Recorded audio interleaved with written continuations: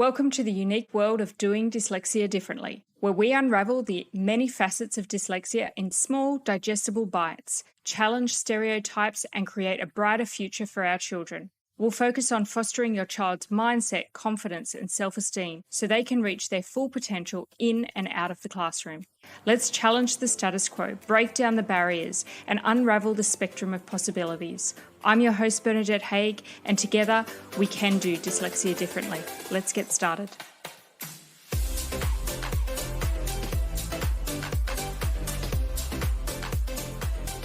Hello, and welcome to the Doing Dyslexia Differently podcast. I'm so happy to have you here. If you are returning, thank you very much for coming back. And if you're new to the podcast, I really hope that you're able to take something away from this episode that will help both you and your child. Today we're talking mental health, and it's no surprise that so many of our children with dyslexia are challenged with mental health throughout their journey. But what I do want to start this episode by saying is if your child is suffering from mental health challenges, please seek professional advice from your doctor. What I share in this episode is not intended to be a substitute for professional medical advice and should not be relied upon as health or personal advice. It's important to always seek the guidance of your doctor or another qualified health professional with any questions that you may have regarding your child's health. But what I do want to offer you is some very practical, verbal, actionable techniques that you can include in your daily, weekly, monthly routine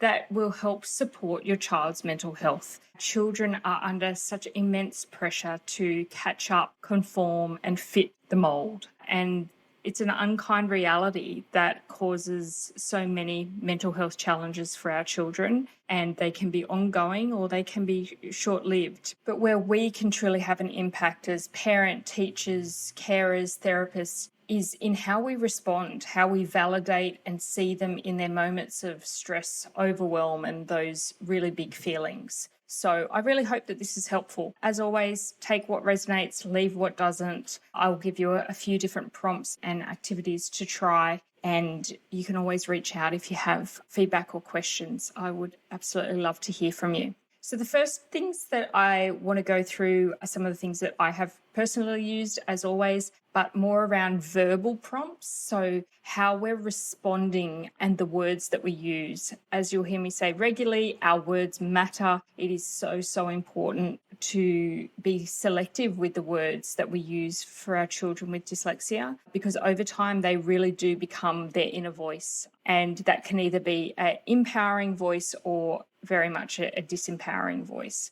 So I think the important thing to focus on here is that we want to make sure that in those moments where our child is feeling down or frustrated or sad or angry, whatever it may be, is that we're validating their feelings. And these can sound like things like, it's okay not to feel okay today. I can see why you would feel that way. I can hear how hard this is for you. I think it's really about listening, empathizing, trying to understand what the challenge is, where those big feelings, where those emotions are coming from. And I'm sure as an adult, you would recognize that when you feel validated, when you feel seen or understood, it really helps often downsize those feelings. They don't feel so big and overwhelming when you feel like somebody else understands, or at least is trying to understand it for you. So I think it's really important to try and validate what the child is experiencing in that moment.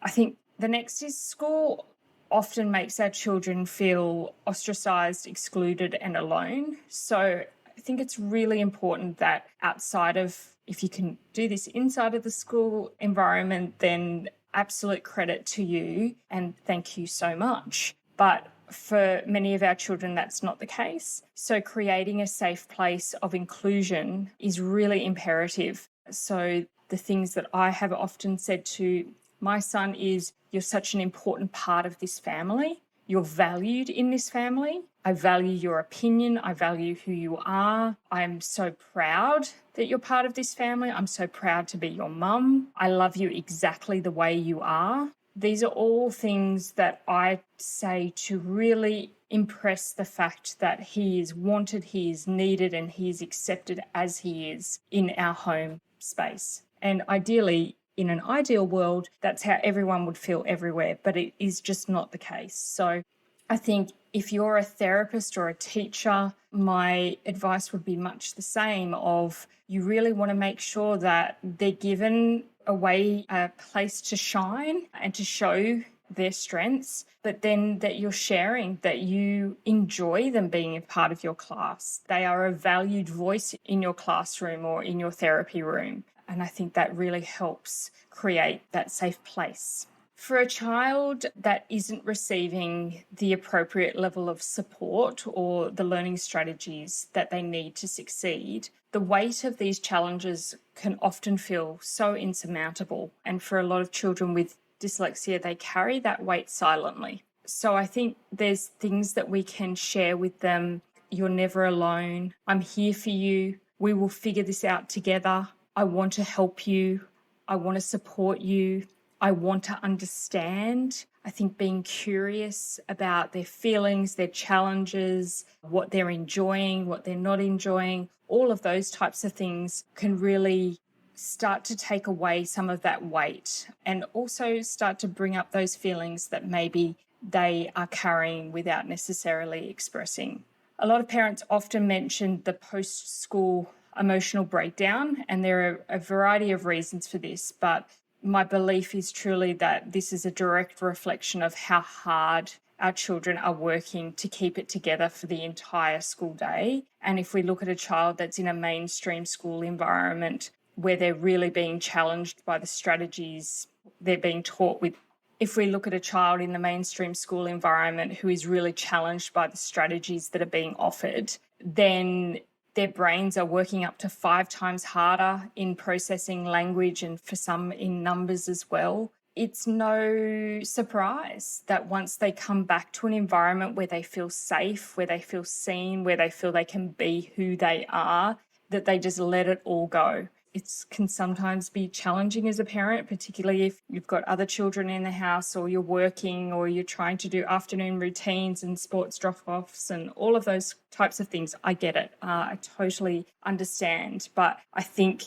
holding space as best you can and trying to, again, validate those feelings, but saying and offering things like, it's okay to cry. You're allowed to feel this way. Getting curious and asking, how can I help you right now? What do you need right now? How can I best support you right now? And allowing them a little self-advocacy of, I want to be alone, or I want to do X, or I need this. They won't always know. I think even as adults, sometimes we struggle to understand what we need in those moments. But I think asking those questions certainly helps them to start asking them of themselves as well. But I think the number one thing is just allowing the emotion, allowing the big feelings is really important. By no means does this advocate for bad behaviour or aggressive behaviour or any of those things. But I think if we're just talking about the feelings, I think it's really important to validate and allow that rather than shutting it down.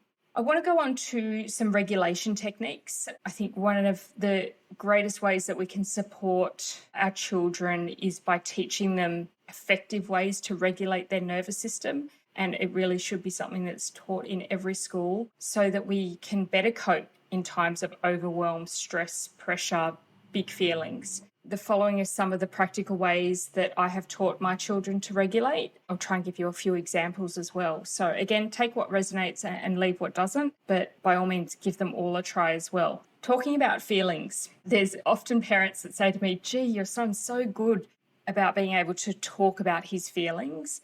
And this is something that I started very, very young for him. It wasn't just, are you happy or you're sad? Really getting to understand all of the different feelings and emotions on the spectrum. And you can download a great emotions wheel. He has one of those flip calendars, and I can't think what it's called just right now, but you can flip it over and it says what you're feeling in that day, and it has like an emoji face. And he's had that for quite some years. He still flicks it over every couple of days, which is always a great insight into how he may be feeling at any particular one time. But making sure, as I've said before, in validating feelings, that we're understanding and we're getting curious about how they're feeling. in any time and how they choose to express that. It may not always be in words. Often our children express their feelings through behaviour. So getting to understand how that plays out for them. Conscious breathing techniques, I think this is the number one easiest and most effective way to regulate the nervous system. There's many different breathing techniques that can be used, but the 4x4 method, known as box breathing, I think is the easiest to remember and certainly highly effective. And that is simply asking your child to breathe in through their nose for 4 seconds, hold it for 4 seconds, out through their mouth for 4 seconds, hold it for 4 seconds, and repeat that about 4 or 5 times. If 4 seconds is too long, you can reduce that to 3.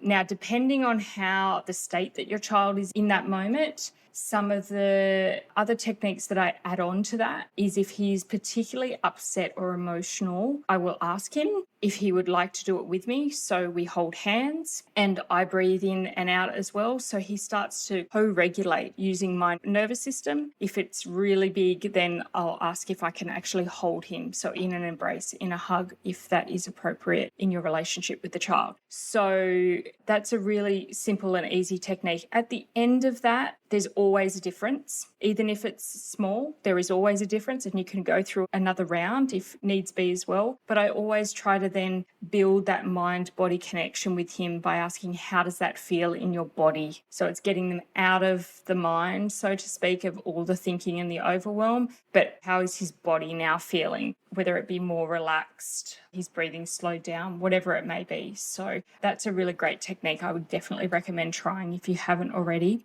Shaking it out.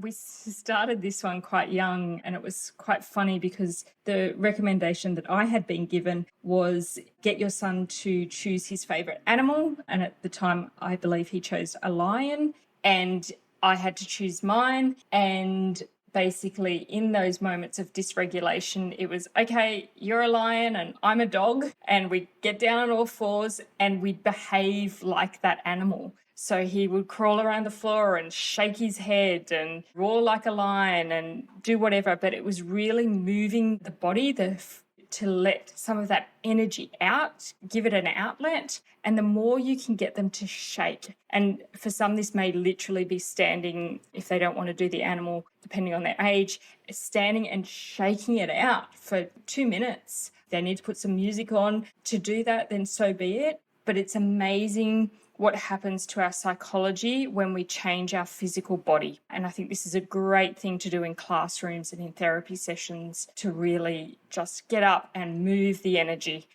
And that really starts to help change that mental space as well. If you have access to yoga, whether it be at home or in a studio, there are tons of great kids yoga classes around now. But if yoga is something that you may be interested in practicing yourself, teaching your child some of those poses, and particularly if you look at yin yoga and restorative yoga, there are some great poses and positions that you can teach children to really help regulate their nervous system. I really love doing that with both my kids. Any form of physical activity, much the same as shaking it out, is just getting the body moving, giving it an outlet. I think my son's mental health increased astronomically when he started doing more sports. I'm at the point now where I'm like, you can't do any more sport. That physical activity really does have a huge impact on their hormones and their body, but ultimately their mind. Meditation and mindfulness exercises, and I will do an episode specifically on this, so I won't go too much into techniques there, but wherever you can add moments of mindfulness, so focusing on the present, getting them to focus on where their body is, bringing their mind into their body, these are great things to include. The last technique that I would like to share is something that I introduced for myself quite a while ago now, which is giving it a name. And that for me was very much around, I had a very self-critical voice in my head that was made up by several people from my younger years. But giving that voice a name, and doesn't matter what the name is, it can be a person's name, it really is up to the child. And then starting to acknowledge it. So when I would hear her talking to me and saying very unkind things about what I was doing or what I was attempting to do or that kind of thing, I would acknowledge she's there. I can hear you. I acknowledge what you're saying, but I'm choosing not to listen to you. I'm choosing not to believe that. And I would literally, and I still do, not so much anymore, but I still have to have those conversations with myself and that voice of self-doubt. And I think it was a really empowering thing for me because it made me realize that that voice was not my own. That was not me. It wasn't who I was. It was what was taught to me. It wasn't kind. It wasn't useful. And it certainly wasn't serving my future. So it almost separated it from myself, of a person that was very unkind to me in my early primary school days that was still living in my head. I don't want you here anymore. I'm not listening to you. I can hear you. I know you're there, but we're moving forward without you. So I think naming it and taming it is a really great strategy in terms of mental health, and whether it be self-doubt or confidence or whatever it may be that's impacting them. But it's definitely worth a try. So I'm going to leave it there for today, but I hope this has been helpful and you can take one or two things away to experiment with your child, and it really does help just bring them closer to a little more peace and acceptance. And as always, if you've got any questions or feedback, please reach out. I really loved hearing from the community, and often those questions are helpful to others as well. So I can do an episode or a post or whatever it may be to get more information out there. So thanks for being here, and I look forward to connecting again soon. Bye for now. Thanks for listening. I hope you were able to take something away from this episode that will help both you and your child. If so, please be sure to subscribe to stay up to date with new episodes, and jump over to daringdyslexic.com.au to join my free community, where each week I send you one practical action you can take to shift the dial on your child's confidence, self-esteem, and mindset. It's 100% free and 100% actionable. That's all for now. I look forward to connecting again soon.